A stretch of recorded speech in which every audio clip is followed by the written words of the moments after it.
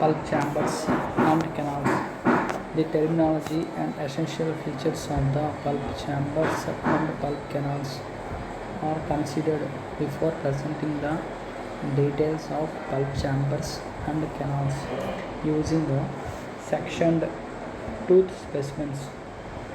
Then a brief section on radiographic visualization of pulp chambers and canals is provided. Then a brief section on radiographic visualization of pulp chambers and canals is provided. After that, a short section is presented on crown and root fractures.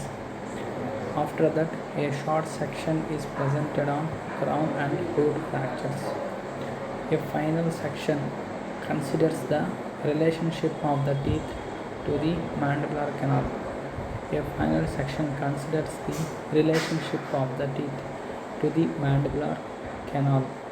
The use of the term pulp chamber, pulp cavity, or coronal pulp to designate that part of the crown normally filled with the soft tissues varies with the anatomist. However, the use of the term pulp chamber, pulp cavity, or coronal pulp to designate that part of the crown normally filled with soft tissue varies with the anatomist. However, as with the terms root pulp and radicular pulp and pulp canal and root canal, it is probably a matter of professional preference because a good case can be made for each of the terms. These two sets of the terms, one root pulp and radicular pulp, another one pulp canal and root canal. These two sets of terms relating to crown and root are used as if they have the same meaning, with the recognition that arguably there may be contextualized differences. Let's talk about the pulp chamber and canals. Let's talk about the pulp chamber and canals. The crown and root portion of a tooth that contains the pulp tissues has been arbitrarily divided into pulp chamber and the root or pulp canal. You can see in the figure 13.1 showing the buccolingual section of a maxillary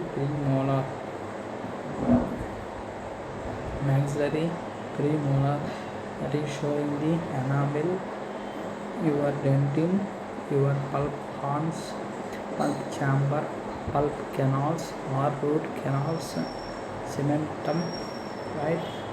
The complexities of these cavities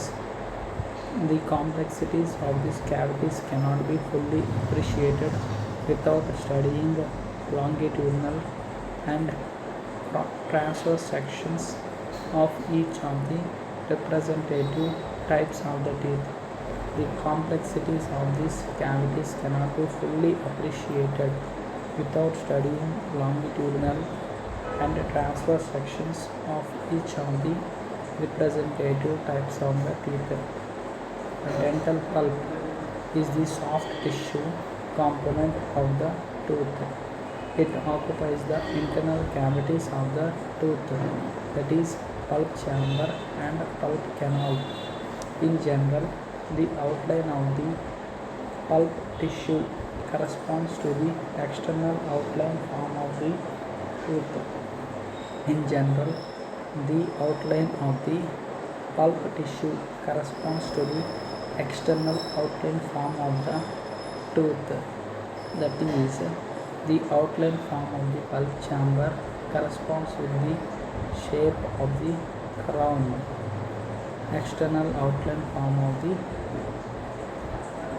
tooth, that is the outline form of the pulp chamber, corresponds with the shape of the crown, whereas the outline form of the pulp canal corresponds with the shape of the roots of a tooth. The dental pulp within these cavities originates from the mesenchyme and has been assigned a number of different functions, including formative function, which is the primary function, followed by nutritive function, followed by sensory function, followed by defensive function. In brief, formative function, nutritive function, sensory function, and defensive function. The initial function of the dental pulp is the formation of the dentin during the developmental period. The complex sensory system within the dental pulp controls the blood flow and is responsible for at least mediation of the sensation of pain. The formation of reparative dentin or secondary dentition, that is the formation of reparative dentin or secondary dentin, that is osteoid-like dentin, represents a defensive response to any form of irritation, whether it is mechanical, thermal, chemical, or bacterial. The reactive dentin is usually limited to the area of pulpal irritation. The reactive dentin is usually limited to the area of pulpal irritation. Separating reactive changes, that is response to injury, from purely aging related changes. Separating reactive changes, that is in response to injury, from purely aging related changes may be difficult or impossible to do at this time. Separating reactive changes from purely aging related changes may be difficult or impossible to do at this time. Now let's talk about the radiographs.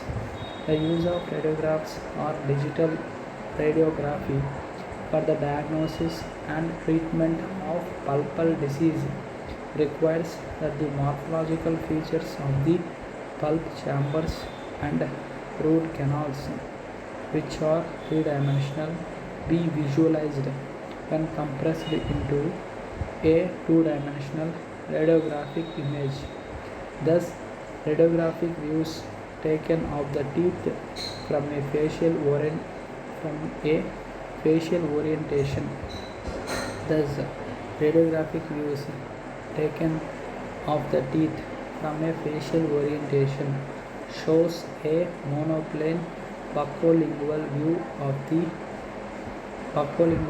of the hard tooth structures and radiolucent spaces for pulp and canals. You can see in the figure 13.2. This is the figure 13.2 showing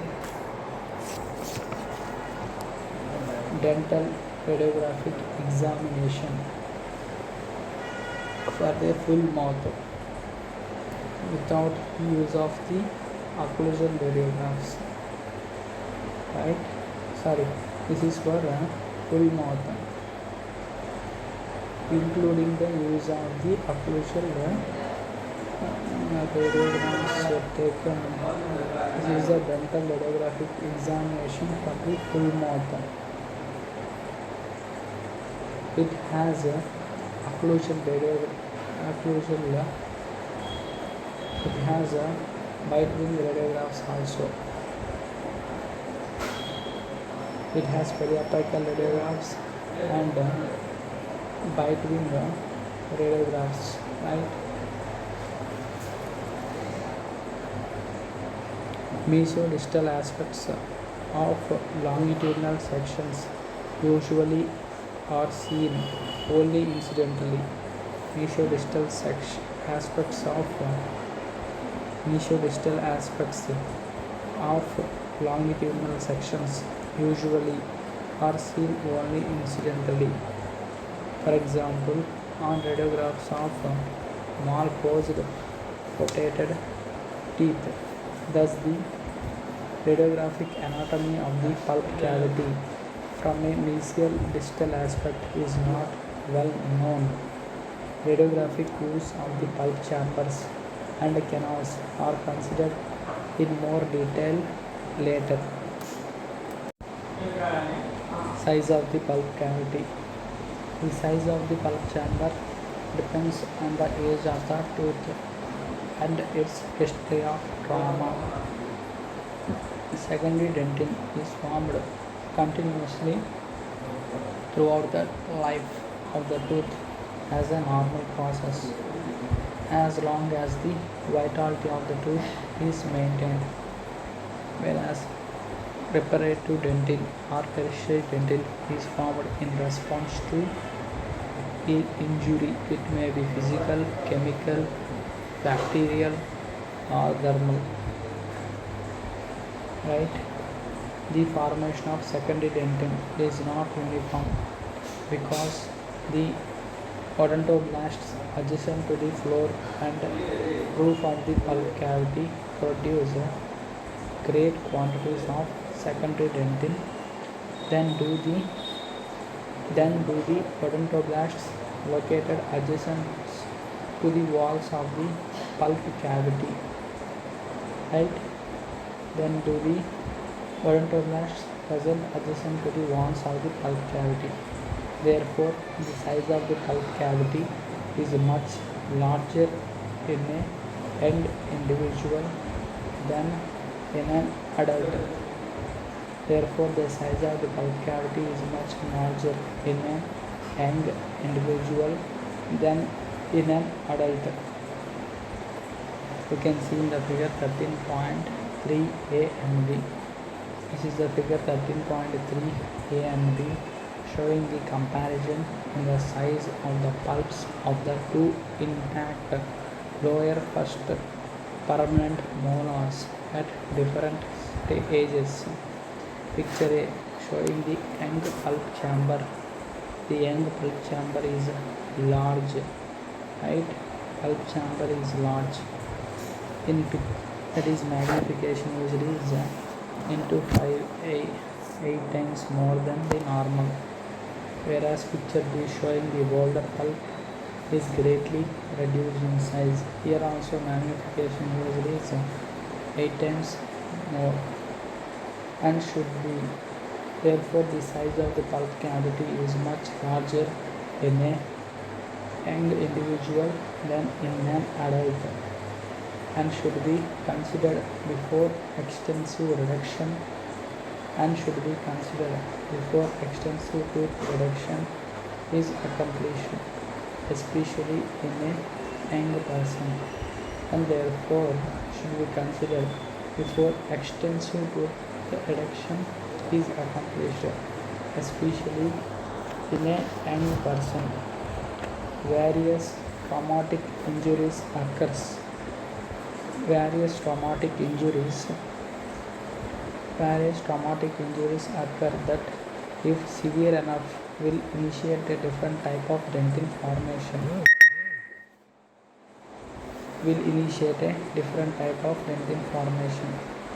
Irritation induced.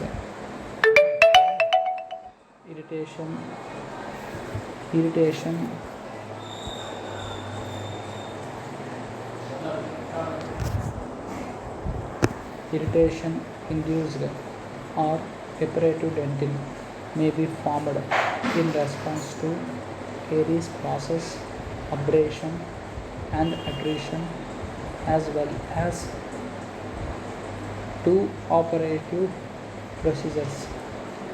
Reparative dentin may be formed in response to the caries process, abrasion and attrition, as well as to operative procedures. This response is protective but may ultimately be detrimental in later years because a finite amount of space is present within the pulp cavity. The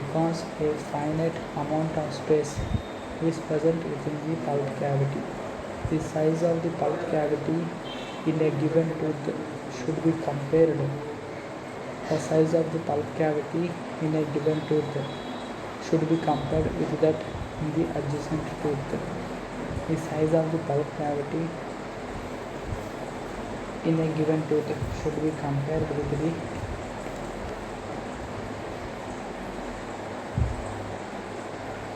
the size of the pulp cavity should in a given tooth should be compared with that in the other tooth. The calcification is demonstrated if the calcification demonstrated is a localized phenomenon. If the calcification demonstrated is a localized phenomenon and is extensive, endodontic therapy is strongly suggested before any restorative procedure. If the calcification demonstrated is a localized phenomenon and is extensive, endodontic therapy is strongly suggested before any restorative procedure. Elective endodontics should be considered when extreme calcification is present in a tooth scheduled for complex restorative procedures. Note this point. Elective endodontics, you can say intentional RCT, should be considered when extreme calcification is present in a tooth scheduled for complex restorative procedures. Foramen. Let's talk about the foramen. The neurovascular bundle, which supplies the internal contents of the pulp, enters through the apical foramen or foramina. You can see the figure 13.1. Right? Figure 13.1. This is the figure 13.1. You can see the apical foramen. As the root begins to develop, the apical foramen is actually larger than the pulp chamber. The apical foramen is, as the tooth begins to develop, the apical foramen is actually larger than the pulp chamber. You can see in the figure 13.4. This is the figure 13.4, showing as the root begins to develop, the apical foramen is actually larger than the pulp chamber, but it becomes, you can see in the picture 13.4 picture 1, it is showing the maxillary canine labiolingual sections show various stages of development. Picture 1 is round complete root partially completed with large pulp cavity wide open at apical end, but it becomes more constricted at the completion of the root formation. You can see in the figure 13.4 2 through 5. In picture 2, the tooth almost complete except for lack of constriction of apical foramen. Right? In picture 3, what happens?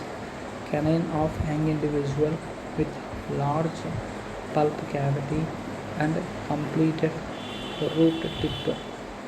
Right? Completed root tip. And picture 4, typical canine of adult demonstrating constriction of the foramen. Right? And picture 5, canine of an elderly individual with a constricted pulp chamber and a canal. This specimen has lost its original crown because of wear during function. Right?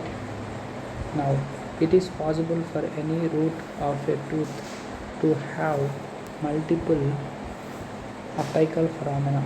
It is possible for any root of a tooth to have multiple apical foramina. If these openings are large enough, the space that leads to the main root canal is called a supplementary or lateral canal. If these openings are large enough, the space that leads to the main root canal is called a supplementary or lateral canal. Is called a supplementary or lateral canal, right?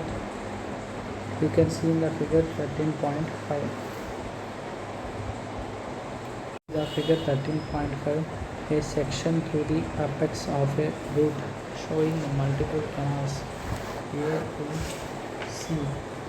A to C. Three canals are present within the dentin. Three canals are present within the dentin, right? But one canal divides at the cemento-anamic junction, which makes a total of four small canals that exist on the cemental surface of the tooth, right?